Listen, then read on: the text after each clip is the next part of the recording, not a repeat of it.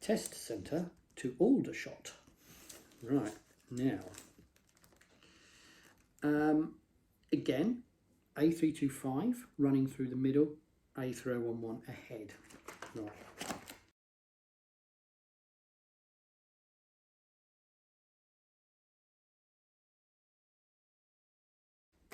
So we're coming out from the test centre. We are in the left-hand lane because, well, we're not at the roundabout yet, and by default we drive on the left. Notice the 30 sign. Loads of people fail their driving test off this roundabout. And we go out. Now, see this road sign here. Bing, bing, bing.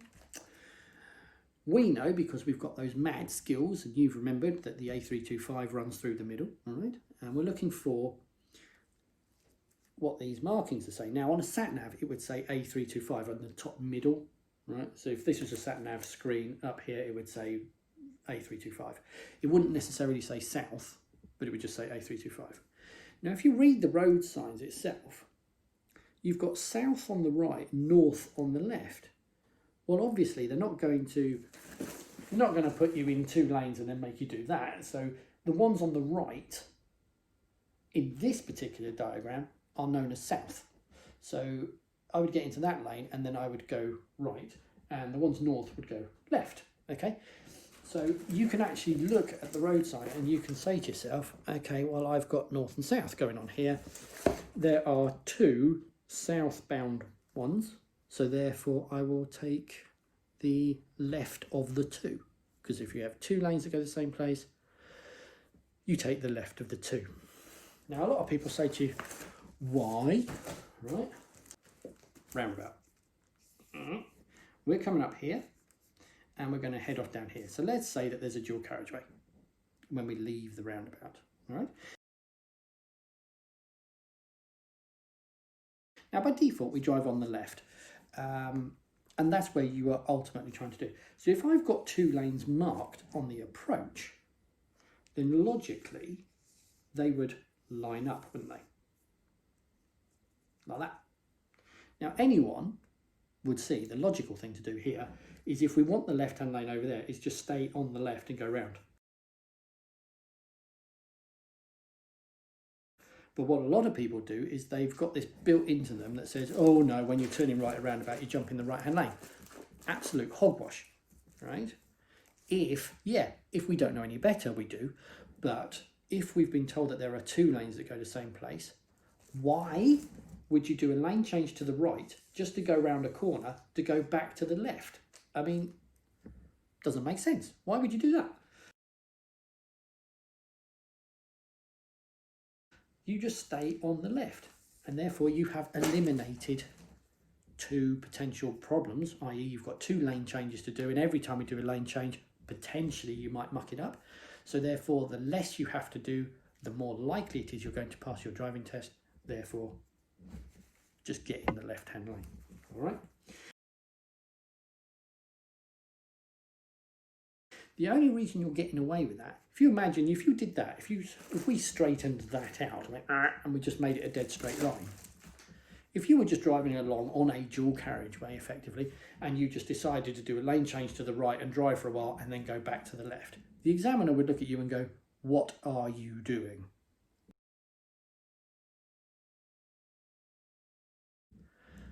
The only reason you're getting away with jumping into the right-hand lane is because it's a roundabout. So we can't tell you that you're wrong for using the right-hand lane to turn right at a roundabout, obviously. I mean, that's what it's for.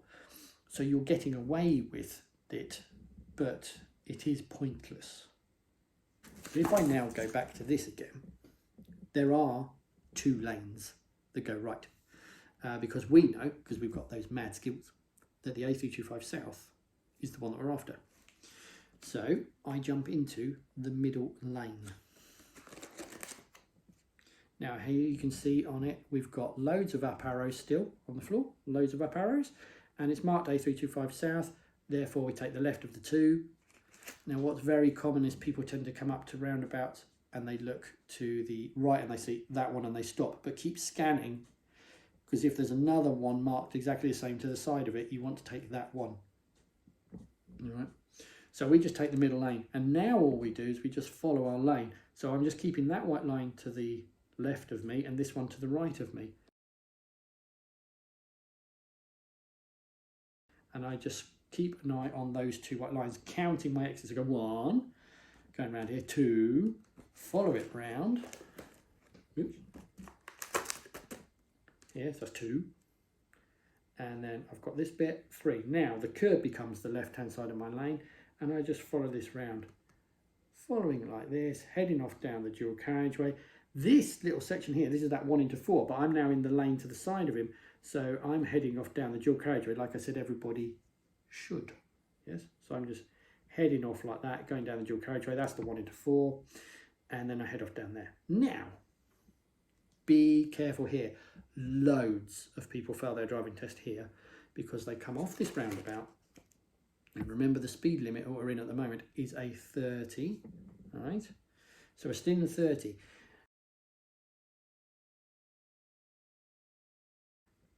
But what happens is loads of people come off the roundabout.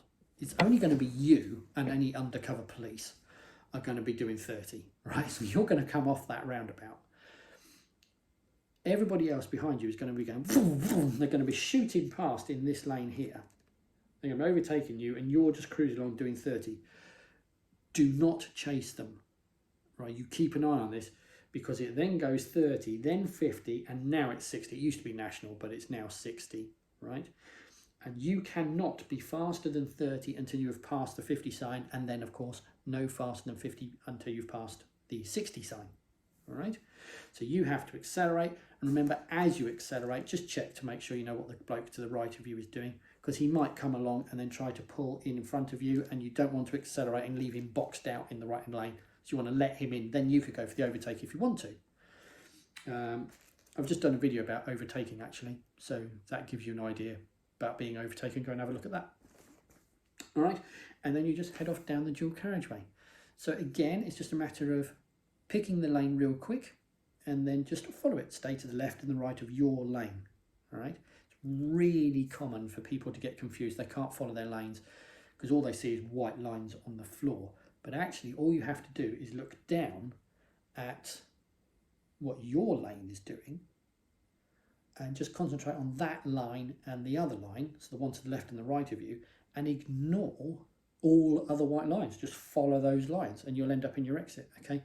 Whereas learners just tend to look around and they just see loads of white lines and they just go, I don't know. But remember, lines will only work they'll only flow in the direction that you're driving. So if you find you're going along and then suddenly you turn, you're probably following somebody else's lane. All right, so you shouldn't really have to move the steering wheel an awful lot. I mean, you might have to sometimes because ultimately a roundabout is wobbly. You often wobble around a roundabout because when they're painted, they try to follow the contour. If you have a roundabout, then obviously it's round. But as soon as you start painting lines, they start spiralling off. So you have to put a straight bit in and then turn and then do all sorts of stuff to get people to the correct exit. So I think they should be called wobblies when they're painted. But hey,